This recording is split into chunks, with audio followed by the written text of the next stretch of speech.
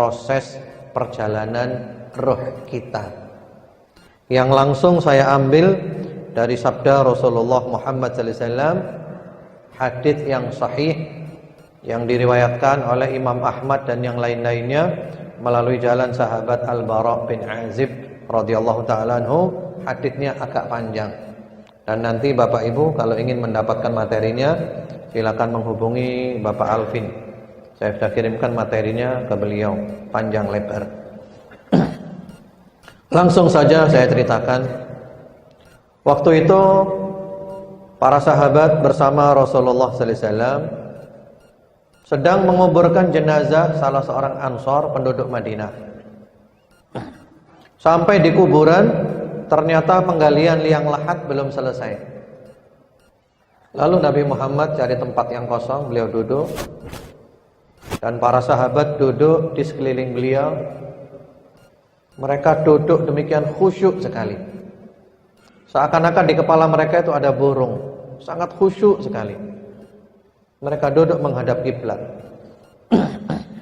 Kemudian setelah itu Rasulullah sambil membawa kayu di tangannya, mencongkel-congkel bumi, seakan-akan beliau sedang mikir sesuatu. Ya. Beliau lihat ke langit, beliau lihat ke bumi lagi, terus. Lalu beliau mengatakan, "Ista'idzu billah min adzabil qabr." Berlindunglah kalian kepada Allah dari azab kubur. Itu diucapkan 2 atau 3 kali. Kemudian beliau mengucapkan, "Allahumma inni a'udzubika min adzabil qabr." Ya Allah, sesungguhnya hamba berlindung kepadamu dari azab kubur. Beliau ucapkan 3 kali. Kemudian setelah itu beliau bercerita tentang proses kematian orang beriman. Kalau ini menyenangkan Bapak Ibu sekalian, dan mudah-mudahan kita termasuk golongan yang ini. Ya, kalau ini menyenangkan kematian orang beriman. Orang beriman itu ketika sakaratul maut, kita bayangkan kita sedang sakaratul maut, itu datang malaikat dari langit, banyak sekali, wajahnya putih-putih menyenangkan, wajahnya putih-putih menyenangkan seperti matahari wajahnya. Mereka membawa kain kafan dari surga, membawa parfum dari surga. Lalu malaikat tadi berada di sekeliling kita yang mau mati. Sejauh mata memandang, malaikat sana, semuanya malaikat yang menyenangkan, wajahnya putih-putih. Kemudian setelah itu datang malakul maut, malaikat maut alaihissalam, duduk di samping kepala kita sambil mengatakan, "Ayyatuhan nafsul mutmainnah, ukhruji ila maghfiratin minallahi wa ridwan." Wahai jiwa yang tenang, keluarlah menuju ampunan dan keridhaan dari Tuhanmu. Wahai jiwa yang tenang, jiwa orang beriman, keluarlah, Allah ridho kepadamu, Allah mengampuni kamu.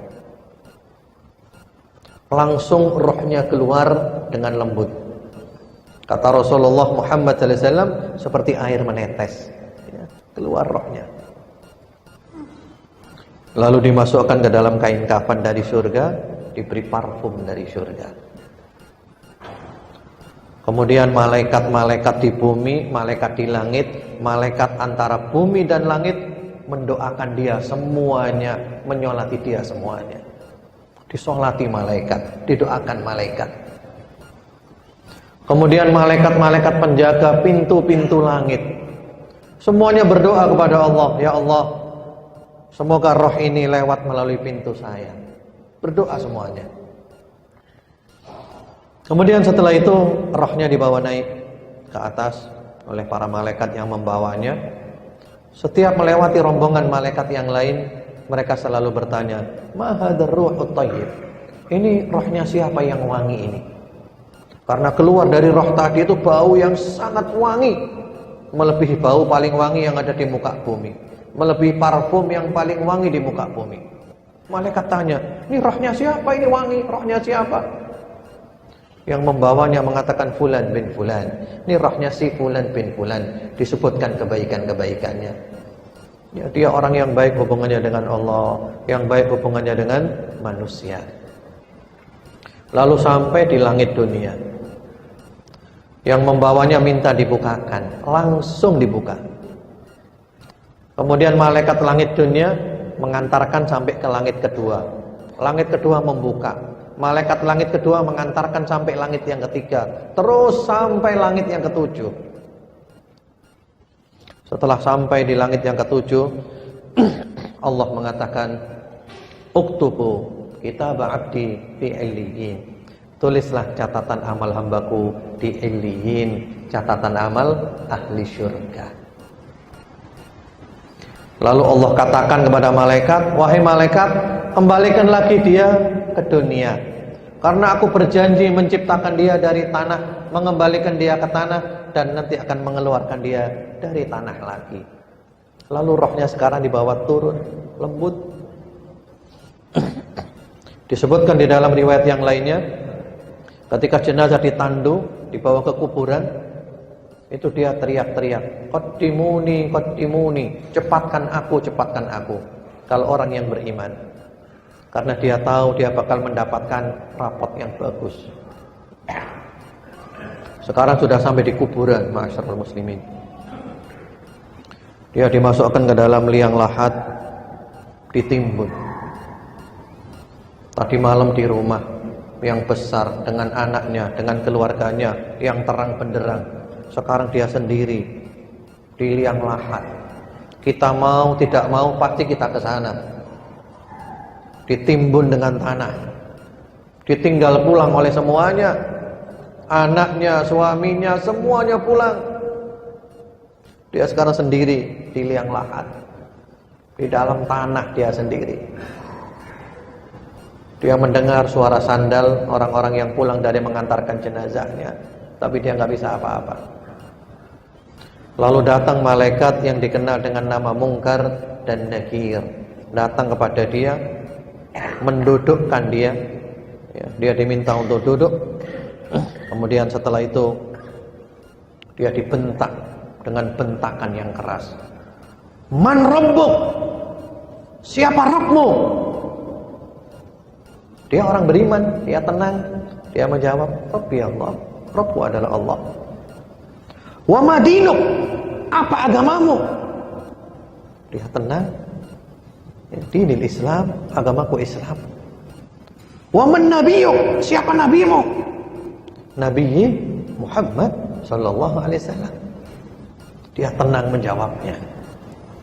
Inilah yang namanya fitnah kubur. Inilah ujian di kuburan. Kalau ujian kehidupan nggak ada apa-apanya, inilah ujian yang sebenarnya. Kita lulus atau tidak ujian di sana. Kalau orang selama hidupnya baik, beriman, beramal soleh, dia dengan mudah menjawab. Jawabannya bukan hafalan, jawabannya iman dan amal soleh. Kalau hafalan Bapak Ibu, gampang. Rabbi Allah, wa dinil Islam, wa nabi Muhammad. Tapi jawabannya bukan hafalan, iman dan amal soleh. Karena dia berhasil ditanya di kuburan, maka Allah mengatakan, "An sadaqa abdi, hambaku benar." Jadikanlah kuburannya taman di antara taman-taman surga. Jadi walaupun sekarang dia berada di tempat yang kecil itu, hakikatnya dia berada di alam barzakh, alam lain. Itu kuburannya diluaskan seluas-luasnya sejauh mata memandang. Wanginya surga, kenikmatan surga sampai di sana. Kuburannya berubah menjadi taman surga. Ya, mudah-mudahan kuburan kita menjadi taman surga insyaallah. Lalu datang kepadanya satu orang yang wajahnya bagus, pakaiannya indah dan baunya wangi. Lalu dia tanya, "Siapa kamu?" Orang itu menjawab, "Aku adalah amal solehmu. Kamu dulu cepat berbuat kebaikan, kamu lambat berbuat keburukan. Allah membalasimu dengan kebaikan." Kita ditemani oleh satu orang yang wajahnya bagus, pakaiannya indah, baunya wangi. Ini menyenangkan. Kemudian ditampakkan kepadanya neraka. Neraka ini tempatmu. Tapi karena kamu beriman dan beramal soleh, diganti surga ini oleh Allah. Ketika dia melihat surga, langsung dia berdoa, Ya Rabb, ajil qiyamas sa'ah. Ya Allah, cepatkan kiamat ya Allah. Dia ingin segera masuk ke dalam surga. Dia ingin segera kumpul dengan keluarganya di dalam surga. Lalu Allah mengatakan, uskun, kamu tinggal di sini dulu. Ma'asyiral muslimin, ini perjalanan rohnya orang beriman. Kalau ini menyenangkan, dan kita berharap mudah-mudahan kita seperti ini nanti. Nanti kita akan bahas tentang husnul khotimah dan su'ul khotimah. Lalu kata Rasulullah Muhammad SAW, kalau orang kafir atau orang fajir, kalau kafir itu jelas ya, kalau fajir itu bergelimang dalam dosa. Orang beriman tapi dosanya banyak dan mati belum tobat. Nah, jadi masalah mati belum tobat, nggak mau tobat dia.